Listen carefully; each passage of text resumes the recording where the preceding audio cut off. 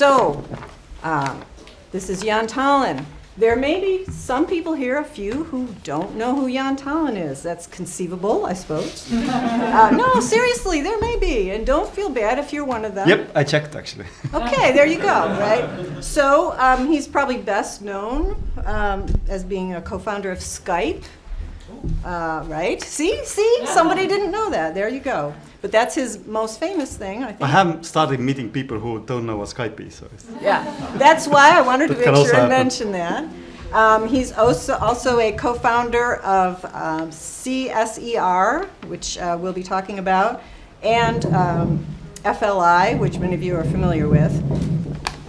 And what you may not know is he also was involved in MetaMed. And what my favorite fun fact to know about him is that his bachelor's was in physics. And you know how very useful it is to have a foundation of reality in your worldview. And in fact, that is reflected in Jaan's life. And so something people should know about you. Okay, so that's who he is. Now, you're very active in the existential risk community. I know it's a central interest. One thing that you find in the long-termist community and the EA community is they talk a lot about future entities, and we all care about future entities, right? But there's some debate about how we should think about these things. Some people use kind of a discount rate when they think about future entities. It's the common thing to do. Others argue that no, we should value all future intelligent entities as equal to the people in this room, or perhaps more so, right? They might be more intelligent. Maybe they'd be more interesting than us, and somehow, right? Could that be possible? No. But okay, let's say maybe it could be true. But they argue we should value these future entities the same as current entities, and there's going to be a lot more of those, hopefully, right? So this argument, though, you follow that path, and pretty soon, if you're kind of an altruistic person, you go, oh my gosh, my life really doesn't count at all, right? I should devote my entire waking moment to making the world better for these billions, zillions, trillions number of future entities who are going to be even better than me, and I owe it to them to just spend my whole and never go to fun parties, right? So seriously though, how do you think about this? How do you think about these future entities? And do you use a discount rate? Do you value them like this? Or do you even think about this? I mean, I think a little, but I mean, at the extreme end, that you will get this thing called infinite ethics. Like infinity is like really weird. Like if you just open like a small crack in your hypothesis base, like it just like floods everything in your worldview. So like I kind of that's like one thing that I like to set aside because it just like blows up everything. But like I think one thing to observe is that like if you go from like 50% focus on long-termism to 100% focus, that's just like factor of 2x. Whereas like if you are going from like sort of just having like a better model within the long-termism, that might be like 1000x or millionx or billionx. So in that sense, it's like you're not gonna win that much by going just like fanatic on long-termism. Oh, thank goodness. I'm so glad to hear you say that. I certainly don't. Because we need to I feel strongly that we need to enjoy our lives, and I understand you recently became a grandfather. Is that true? That's true. I'm thrilled for you. Isn't that great, folks? Okay, so here's I know you have, you're very interested in existential risk, and I've seen you have kind of a prioritization list, which I agreed with 100%, which is basically you put the existential risks at the top. So you've got your AI alignment issues, then you've got your synthetic biology potential issues, very serious issue. Then you have a creative category called unknown unknowns, which I think is awesome, right? Always got to keep that in mind. Mm-hmm. And then you kind of draw a line, I would think, and then you've got your risks, which are extremely serious, disastrous risks, catastrophic risks, but they're not existential to the species, right? You've got your climate change issues, you've got your nuclear war issues. So I just wanted to throw out an idea to you. I know you're also interested in health and longevity. It's kind of hard to see, well, how does that even fit in here? And I would make I'm going to throw it out and say, all right, it's not a species existential risk, but it is an individually existential risk, right? So it seems like it's not perhaps up at the top two, but I would argue maybe it does rank conceivably, since it will kill everyone sooner or later. Maybe we can put it above the catastrophic risks. So maybe under unknown unknowns, longevity and aging might go there. What do you think? Can I say something? No, this is an interview with him. No, I'm joking. Of course you can, but wait, give me a minute. Let's hear him first. Hey, if you don't have an answer, we can try. I think about it. You can. One thing is that you can just do the numbers, I guess. How many people you would say. First of all, what is the assumption? How long the human era will last? Will it last? Whenever I come to Silicon Valley, the horizon will shrink, and then when I go back to Estonia, it's it goes back. So I probably going back here, it will be again 5 more years, and that's it. But having just press come here, I think it's still have several decades left. So you can calculate how many people would longevity research affect in the next 20 years compared to a nuclear, and I think nuclear still wins from that perspective. But yeah. Okay, a numeric. Let's do the numbers. There's a physical. Shut up and multiply. Yeah. Fair enough. I'll call on you soon. Okay, so then I wanted to talk about I think you have been quoted as saying that you'd like to see more resources, more attention going into risk issues both for AI and for synthetic biology. So if you think about the ratio of money and time flowing into the capabilities, let's push the research forward and the technology forward, versus let's look at some of these risk issues, that ratio, how would you adjust that? What's your gut feel? Do we have to boost up the risk by a factor of 2, 10, 100? What do we need to do here? Why would you boost up risk? I'm not sure I understood. No, you know what I mean. The attention to it. Okay, safety. Yeah, safety, thank you. Yes, absolutely we should boost up safety, but the big problem is that boost up is usually kind of multidimensional. There are a bunch of resources that is kind of hard to fund against each other. Hard to buy science with money, actually, as there was just a breakout session about that. Yeah. So currently, because of this crypto boom, we seem to be in a situation where in effective altruism, in long-termism, there's just much more money than kind of ideas and people. So it would be really one really high leverage thing to do currently, it seems, is to just come up with ideas, creative ideas, what are the things that if we kind of scale them up, they could actually buy us significant amounts of existential safety. Got it. So I saw a quote from you recently, something to the effect of, we can think of society as a multi-agent system. Our goal is to make it more resilient toward disruption. Mm-hmm. We want to build a more robust civilization. And I read that and I said, wait a minute, this sounds like the inspirational statement we came up with for our intelligent cooperation group. It's that's the same statement. It's did he just read that? So you apparently have a fan club at Foresight you didn't know about. So on that note, though, you've also talked about blockchain and using blockchain technology as a way to coordinate challenges. Can you say anything about what you had in mind with that? First of all, I think that there are kind of two sides to this X-risk coin. You can make new technologies less disruptive, so they become kind of easier to integrate and use and control, or you can make the society more robust to disruptions, so it can kind of take harder hits. Making thinking about things like governance, it kind of fits into the second category. I think the most interesting thing, Spanish Inquisition.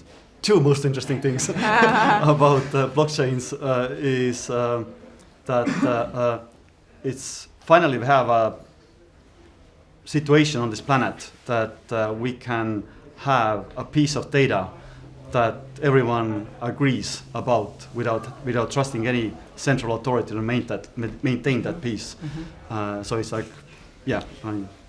most of you know about this concept. But the other interesting thing is, especially on platforms that can support smart contracts, there are a lot of like governance experiments happening. So it's like a primordial soup of governance experiments. So I'm really hopeful that there will be some interesting results sooner rather than later that can possibly kind of export it from blockchain to the real world. Got it. Great. Well, I just want you to remember you have this fan club, okay? You should stop by sometime. All right. So Is there any dancing there? there could be dancing. Yes, if Allison's involved, we will make sure there is dancing.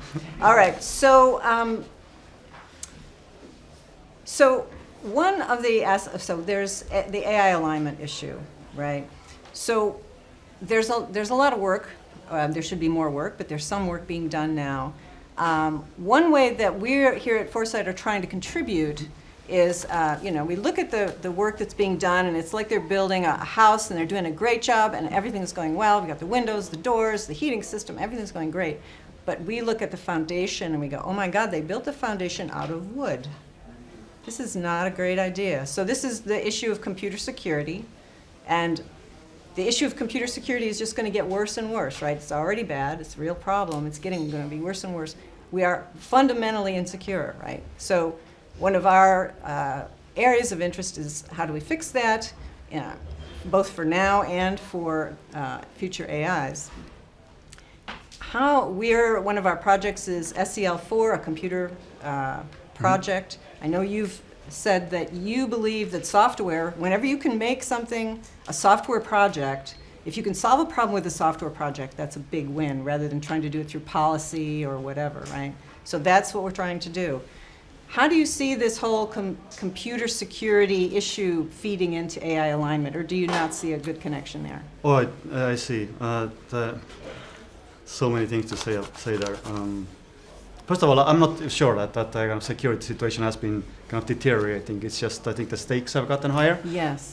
But like if you take a Windows 95 and connect it to the internet, it's not going to survive. Not a good idea. Yes. So in that sense, I do think that the current, at least some software has been gotten much more secure. And also like as somebody recently mentioned, like blockchains are kind of a live fire environment for security. So there's a lot of knowledge that is being gained and developed. So that's great. So in terms of like AI safety, I do think that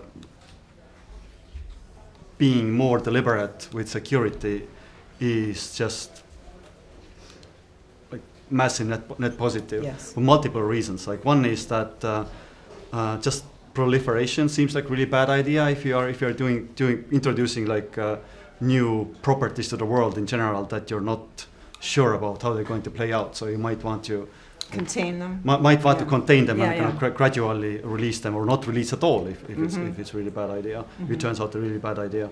And second thing is like, well, we are building smart minds, and if you just, I mean, what we're currently actually doing in large language models, if you think about it, we give them the basically distilled internet. We scrape the internet for text and then clean it up and give it to train large language models. In that text, there is information about humans, of course. There's information about AIs.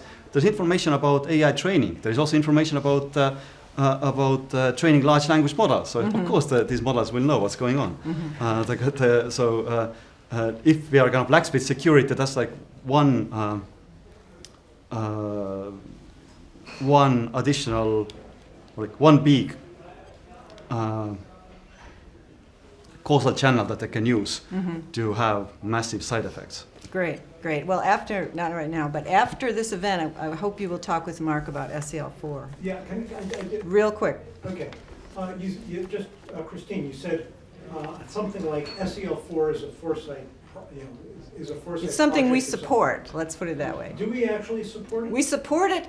We're doing it right now, Mark. We're supporting it. Okay. Okay. Thank you. Yes. Okay. No, we would also like to give money, and that would be a great idea. If we had more money, we would give them money also. Okay. So on to more AI alignment. So right now, AI research uses big data, right? Massive amounts of data. Now, Depending on AI, but yeah, in general, yes. it's a common thing. Yeah. And then in our society, we have legitimate privacy issues. We don't like to have our data out there and compiled with everyone else's in public. You know, but there's other societies where data is just collected. They're more top-down, they're more centralized, authoritarian. They just take the data, they suck it up, and then they do AI research on it. Now, are we hindering it seems like there might be a problem where the more privacy-oriented societies are not putting as much data into their AI research, whereas the less free, more authoritarian society might have more data to train their AIs on. And what are we supposed to do about that? Yeah, Is that an issue? I do get that question quite a bit. Like there are multiple angles there. I mean, yeah, in general, sort of on first approximation, yep, seems roughly right. On the other hand, I mean, before COVID, I did go to China every once in a while, and having a background from Soviet Union, China, at least few years ago, when I was there last, was like way more open society than Soviet Union ever was. Yeah. So like they totally had discussions about this privacy they had discussions that like in Soviet Union nobody dared to have. So it's not that bad, not that black and white. There's also like techniques like zero knowledge proofs, and there's the project called Open Mind that does a homomorphic encryption on data in order to make better privacy trade-offs. And finally, there's like fundamental kind of trade-off between data and compute. So like in AI, it's called synthetic data. And like one thing that I always mention to people who are very hung up on data is the zero in alpha zero meant zero data. Okay. So there's a trade-off. You can kind of do things without having that much data. Got it. Now, you and I are both advisors to the Machine Intelligence Research Institute. I know you've been supporting them for many years. While you were founding Skype, I think around the early 2000s, Eliezer Yudkowsky, some of you may recall, Eliezer Yudkowsky was at Foresight Institute giving his earliest talks about friendly AI. That was the first time in my life I saw, before he started speaking about this, people talked about AI risk and AI problems, but it was always in a fictional context, right? It was speculative fiction. It's not that we didn't take it seriously, it's just that it just seemed way too far off. You couldn't really talk about it in a serious way and say, no, we really should start thinking about this in real life. And to give him credit, Eliezer was the first one who came to Foresight and said, I want to talk about this to your group. And we said yes, right? I mean, and so I'm proud that we played that role. So, but at this point, that was the first group, but now there are quite a few groups that work on this issue. What would you say are the different strengths of the different groups? I know you support more than one, right? So you must see different strengths. What are each one good at so that other donors can sort of direct their resources toward the group that matches their interests?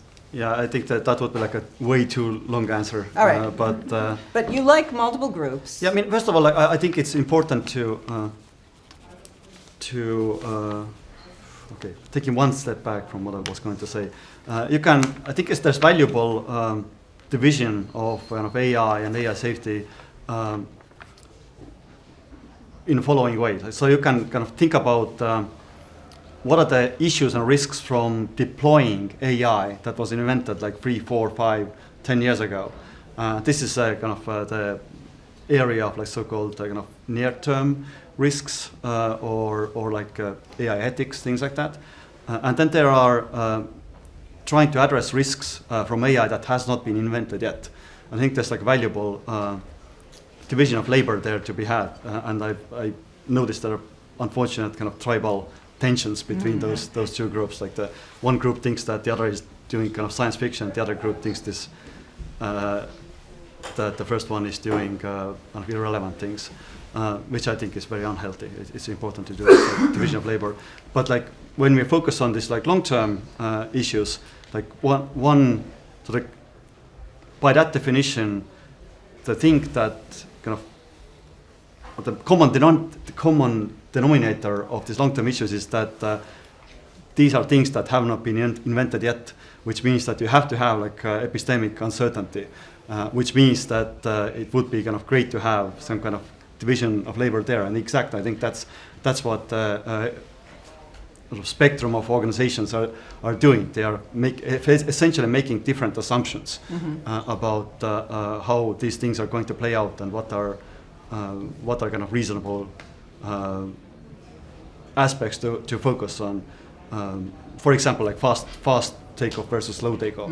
Is it going to be like largely a technical issue and the world will kind of transform in a matter of minutes, or is it going to be largely a social issue, for example?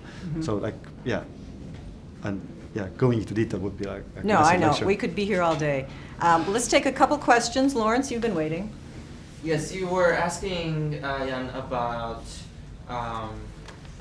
an existential risk to an individual, and I kind of knew what he's going to answer, but I wanted to kind of change that a little bit in terms of expected value, not only as an individual. So death by aging is 100% as far as we've seen so far, and it's probably going to continue like that unless we change that. Cryo and fixation, stuff like that is, but yeah. But like there are many, so expected value of synthetic virus killing us or a comet killing us, so the probability of that is less. It's not 100%, it's nowhere close to that. And sure, it could kill everyone and the species for good, but as long as we don't cure aging, it's going to continue killing the species just kind of iteratively, not all at once. So Yeah. how do you basically my expected value of curing aging versus expected value? My point is that you working can on kind of like extension? think of it like this century as like some kind of special regime. I mean, Holden Karnowski has this great site called cooltakes.com where he kind of makes this very persuasively this case that this century is really special. So you can kind of like do the numbers for this century, like how many people do you expect to die this century, and then like how many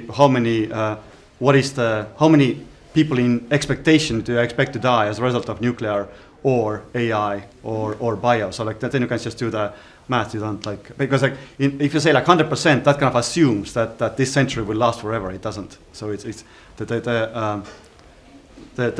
yeah, I think it's kind of reasonable to assume that we have some kind of finite horizon for planning, and after that it's kind of anyone's game in some sense. But like yeah, sure, individual level is much higher chance of. Individual level is 100%. Okay. I'll probably like Whereas if somebody says 100%, I would just bet with them. But Sure, it's almost, it's like. yeah. almost I mean, I understand. 100%, I unless you change that. I understand your point, but like yeah, it's just like we're not in a percentage game. We are in the game of trying to, help maximum amount of people, and like with longevity, I claim you can only help the people who are basically living this century. Okay, one last question. You Next century is not Alright. gonna Right here. All right, thank you. be So- too different. So I'm interested in how these risks interplay with each other. It's not that we just Yeah. have one climate risk and two nuclear risk. It's that they're actually connected. And the sort of multi-agent system that we all live in, the robustness of that you said, robust not just to the exponential tech we develop, but robust just to the ignorance that we have and the way that we'll, find ourselves in a climate disaster just by default. And how we are robust to all these things and the cascades that will happen. What sort of framework do you apply for building robust societies? Yeah. Mostly, I think there are two questions there. Like one is that like what kind of framework I add to like sort of combinatorics or combination risks, and like the framework is like ignore mostly because these are kind of like second order effects, and it's kind of hard to like it's just like a combinatorial explosion pretty quickly. So like, but I would be welcome people who pick their combination and focus on that. In terms of robustness, yeah. I mean, yeah, I don't think there's any single answer. Like again, looking at governance experiments in blockchain is one thing. The other thing that I kind of try to brand myself a little bit is like I live in as my last name says, in Tallinn, and that is like basically equidistant between the east coast of China and east coast of US. So I kind of I think like there is robustness to be bought by having communications open, and I kind of try to help that a little bit. Yeah, I think these are the things that just came to mind, but it's yeah, also like just support organizations who are trying to think about these things, like GovAI in Oxford, for example. Great, and let's thank Jaan for coming all the way from Skype.